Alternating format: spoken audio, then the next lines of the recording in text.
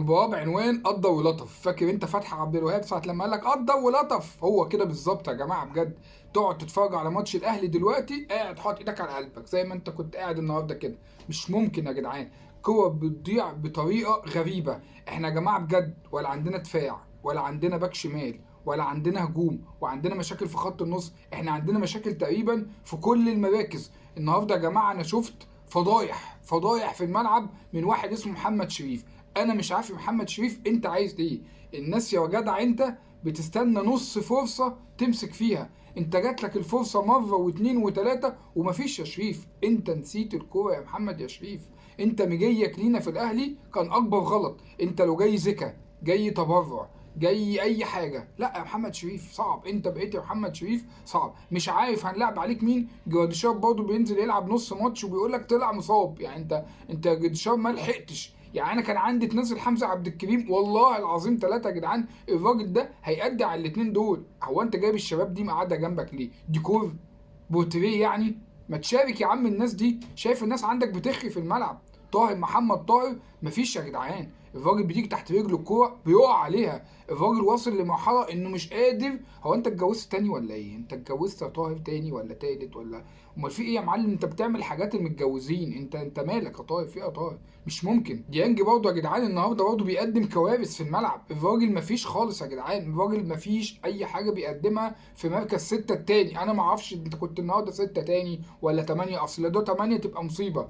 انا مش عارف انا حاسس فكرتك ايه ان انت تخلي برضه اتنين ستة بتلاعب الحرس. في الزمالك هتعمل ايه؟ هتلعب بثلاثه؟ مش ممكن يعني يا جماعه. خلاص بقى يا مروان يا ديانج، مش هينفع نحط الاتنين جنب بعض. اي نعم انت اللي عندك احمد رضا والناس اللي تحت برضه النيله، بس هنعمل ايه طيب؟ عد غنيماتك يا جحا. اداء باهت جدا. فيش طبعا خطط، واحنا قلنا الكلام ده من اول. ومش الراجل ما تنتظرش منه ان هو يعمل لك خطط الفتره اللي جايه. بجد يدخلك على ماتش الزمالك وانت خايف. لسه برضه من شويه شايف فيديو لياسر ابراهيم بيكلم الراجل اللي بيدي الجايزه لمروان، بيقول له انت بتديله الجايزه بناء على ايه؟ انت متخيل اللي بياخد الجايزه ده اهلاوي؟ في ايه يا جماعه؟ مالكم يا جماعه؟ انتوا مش حابين بعض؟ في عندكم مشكله؟ انا حاسس ان كل المؤشرات بتقول ان احنا عندنا مشكله.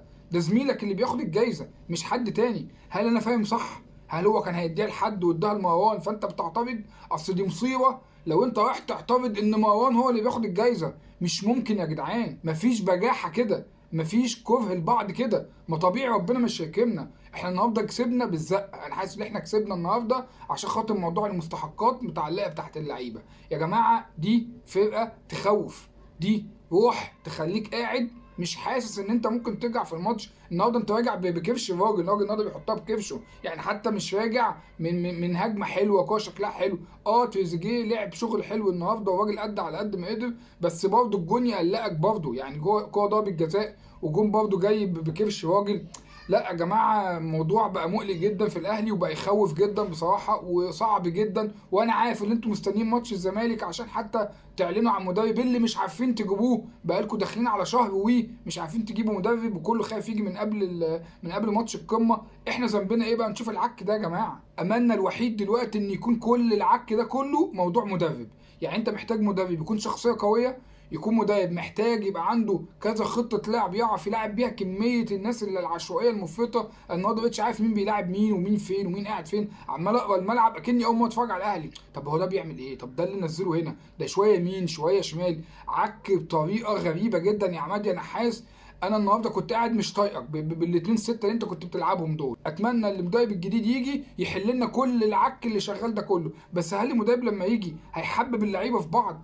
هل المدرب لما يجي هيقرب اللعيبه من بعض؟ مش عارف بصراحه. ربنا يستر بقى على ماتش الزمالك الجاي. لان انا بصراحه الماتش ده بالنسبه لي لو خلص تعادل يا عم زي ما بقول لك كده. انا بالنسبه لي ماتش الزمالك ده لو خلص تعادل هبقى انا مستفاد. شيء طبيعي جدا يعني بالسكواد اللي عندي بالمشاكل اللي عندي بالمدرب اللي مش موجود بالدفاع بالباك الشمال بالهجوم بخط النص بالراجل الباك اليمين. يا جدعان الاهلي مفيش فيه مركز عدل. انا مش شايف غير الجناح الشمال تقريبا ده اللي شويه اللي ممكن نقعد نبدل عليه. لكن يا جماعه بصوا كده على كل المراكز مفيش يا جماعه جدا. الناس كلها لعيبه ما مفيش خالص. محدش موجود نهائي يا جماعه. صعب اللي انت بالسكواد ده تعرف تعمل حاجه. ربنا يسترها بقى بصراحه على الفتره الجايه وعلى الاهلي وعلينا عشان ما نتجلطش.